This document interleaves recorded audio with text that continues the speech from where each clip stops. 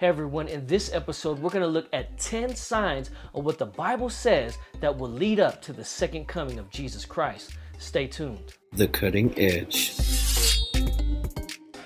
Hey YouTube, Mario Navarre Jr. here with The Cutting Edge, and on this channel, we cover practical Bible topics, have powerful testimonies, and we seek to answer your questions that you may have about the Bible. So if you're new to this channel, go ahead and click that subscribe button. If you stay to the end and you like it, please give it a thumbs up. And again, if you have any Bible questions or any comments, leave them in the comment section below. Let's get started with our study. All right, everyone, again, we're going to look at 10 signs the Bible gives that will lead up to the second coming of Christ. So again, we find in Matthew chapter 24, Jesus speaking to his disciples privately on the Mount of Olives. They ask, "What are the signs of your coming and of the end of the world?" Jesus proceeds to let them know that to make sure no one deceives you. Again, he was saying that this topic of his second coming, of the end of the world, there would be much deception about it. So you need not be deceived by anyone, including yourself.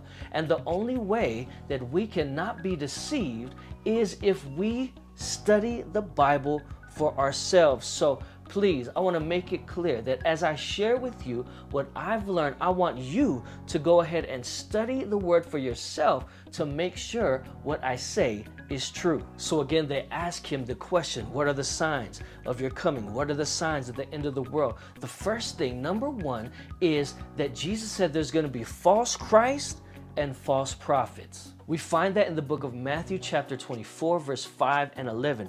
The Bible says this. It says, "For many shall come in my name, saying, I am Christ, and shall deceive many. And many false prophets shall rise and deceive many." So here Jesus says that there's going to be false Christ and false prophets. Now, have we seen these false Christ and false prophets before? You better believe it. Jim Jones, who was the founder and leader of the People's Temple, which was an American cult in the 70s, was infamous due to the mass murder suicide in November 1978 of 918 of its members in Jonestown, Guyana. He claimed to be the reincarnation of Christ. Nearly 300 people were murdered at Jonestown, almost all of them by cyanide poisoning. Jones died from a gunshot wound to the head, and it's suspected that his death was a suicide. We have Marshall Applewhite, who once posted and sang about himself, declaring, "I, Jesus, Son of God, acknowledge on this date of September 25th, 1995. Applewhite was the leader of the Heaven's Gate cult who committed mass suicide on March 26, 1997. They believed that a spaceship was hiding behind the comet Hale-Bopp and that the spaceship would transport them to some sort of heavenly destination. It was reported that 39 people died in that event. So those again are some signs that the Bible speaks about that have been fulfilled in these men claiming to be Jesus and claiming to be true prophets. Sign number two, wars, famines, and earthquakes. Matthew chapter 24, verse 6 through 8 says this, "And ye shall hear of wars and rumors of wars.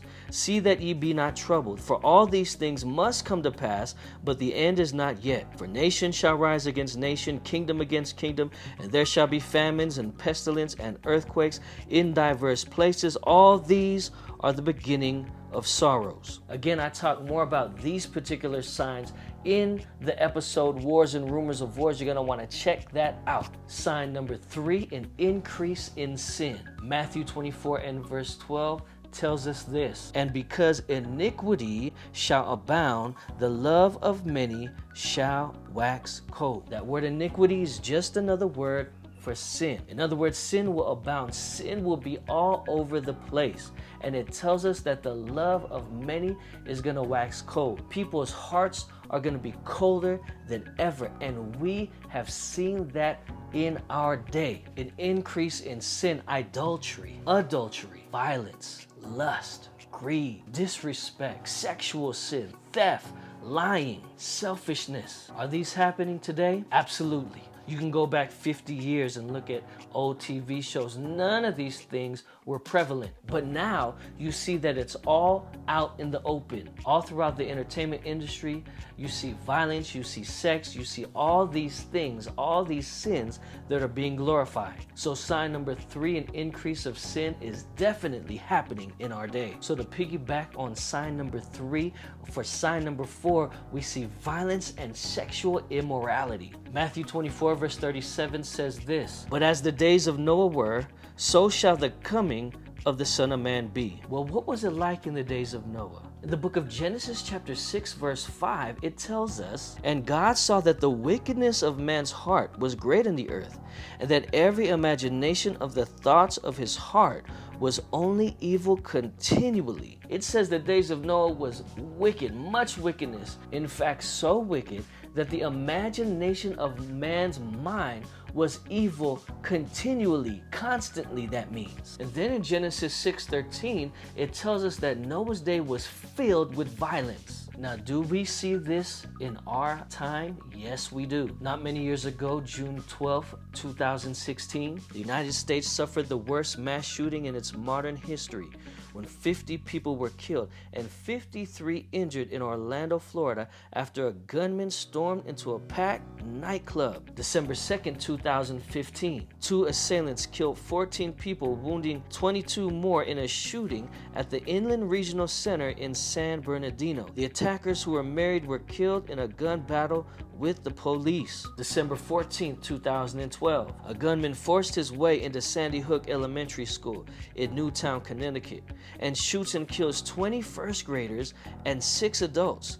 The shooter, Adam Lanza, 20 years old at the time, killed himself at the scene. So do we see violence happening today? Yes, we do. Jesus also said the last days would be like the days of Lot. Luke 17 verse 28 through 30, it says this, "Likewise also, as it was in the days of Lot, they did eat, they drank, they bought, they sowed, they planted, they builded. But the same day that Lot went out of Sodom, it rained fire and brimstone from heaven, and destroyed them all. Even thus shall it be in the day when the Son of Man is revealed." Well, what was it like in Lot's day? Jude chapter 1 verse 7 tells us that in Lot's day, Sodom and Gomorrah had given itself over to fornication and strange flesh. That sexual immorality, including homosexuality. Now, friends, I gotta make this point clear. I believe it's my duty to teach the Bible as clear as I can. And the Bible clearly speaks about sexual immorality, including homosexuality. I have to be very careful when I speak about this subject because, friends, I love the sinner but hate the sin. And that's the type of attitude that Jesus had also when he walked this earth. He loved the sinner but he hates the sin. He loves the homosexual but he doesn't like the act. He loves the thief but he doesn't want them to steal. He loves the liar but he doesn't want them to lie. So when the Bible speaks and says that violence and sexual immorality would be rampant in the last days prior to his second coming, yes, indeed, it is happening today. Sign number 5, natural disasters. Luke chapter 21, verse 25 and 26 says this, "There shall be signs in the sun and in the moon and in the stars. Upon the earth the stress of nations with perplexity, and the sea and the waves roaring, men's hearts failing them from fear, and for looking after those things which are coming on the earth, for the powers of heaven shall be shaken." Look at all the natural disasters that we had in recent years. Are the seas and the waves roaring?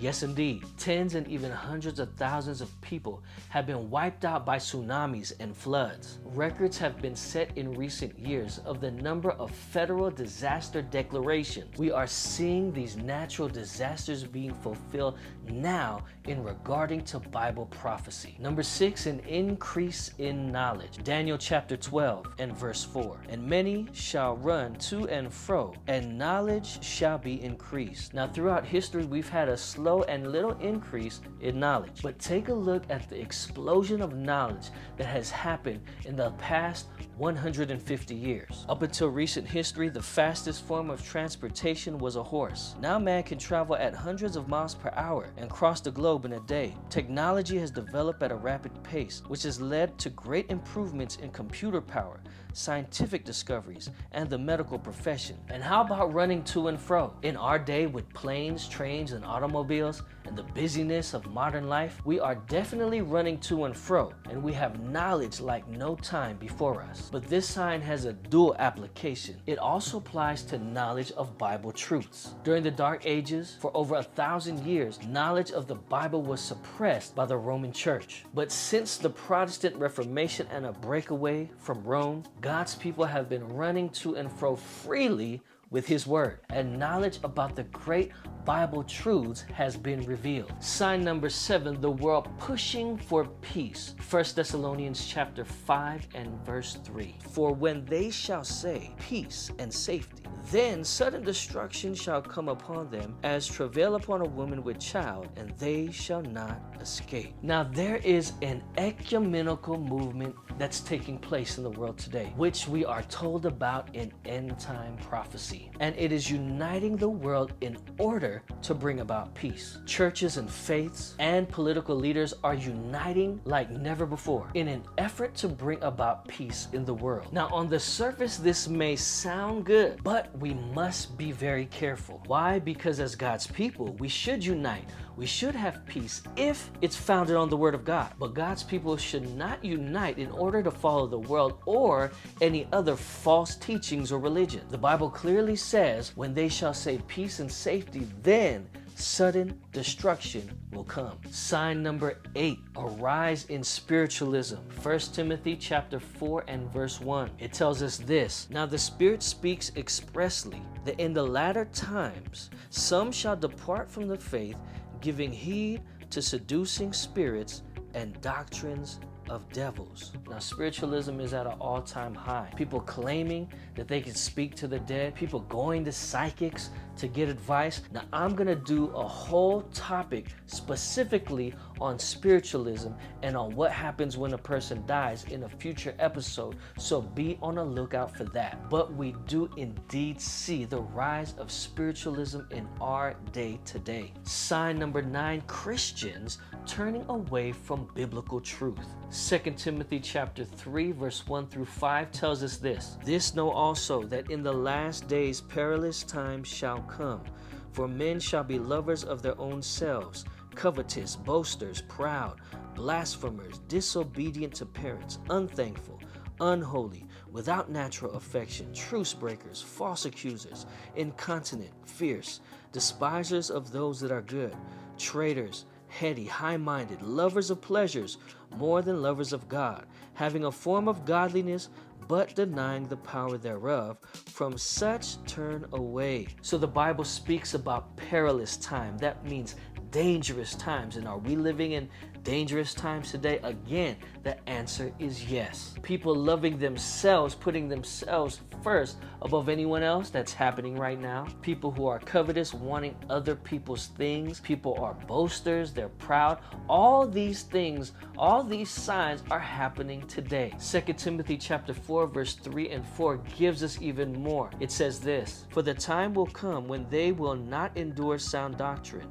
but after their own lust shall they heap to themselves teachers, having itching ears. And they shall turn away their ears from the truth, and shall be turned unto fables. So it's talking about Christians, people who should be studying the Bible. They don't want to hear the doctrine or the teaching of it anymore. They're looking for teachers and preachers who will itch their ears. In other words, they're looking for these pastors, these preachers who will say things that they want to hear. Not necessarily Bible truth, but things that they themselves are comfortable hearing and doing. In fact, it'll get to a point where they'll turn their ears away from the truth and they'll believe a fable. And friends, fable is just another word for a lie. So they rather believe a lie than the truth, and that's dangerous ground. So sign number 9, Christians turning away from Bible truth. And last but not least, sign number 10, the gospel being preached into all nations. The book of Matthew chapter 24 verse 13 and 14 tells us this. It says, But he that shall endure unto the end, the same shall be saved, and this gospel of the kingdom shall be preached in all the world for a witness unto all nations, and then shall the end come. Did you hear that, friends? First, it says that those who will endure shall be saved. That word endure means to be patiently striving until the end. It says these are the people that will be saved. And friends, I want to be part of that number. What about you? But here's the most important part of that verse. It says that the gospel of the kingdom shall be preached into all the world, and then shall the end come. And friends, that is why I do what I do. That is why there are certain people, certain churches, certain preachers who are going out to the world, and we can use this platform, YouTube, to preach to the world within our own home. So it's a blessing to have this possibility where we can preach the gospel to the entire world, because friends, I want Jesus to come and take us home. And so this is one of the last signs that will take place before Jesus can come. Now I have a question though. What must we do in order for us to be prepared, knowing that these signs are being fulfilled? Romans chapter 13, verse 11 and 12 gives us the answer. And that knowing the time, that now it is high time to awake out of sleep. For now is our salvation nearer than we believe. The night is far spent, the day is at hand. Let us therefore cast off the works of darkness, and let us put on the armor of light. Friends, that's my appeal to each and every one of us, is to wake up, is to know that our salvation is nearer than we believed. And it's to cast out darkness, cast out sin, confess sin, remove sin, ask the Lord to forgive you and cleanse you of your sin.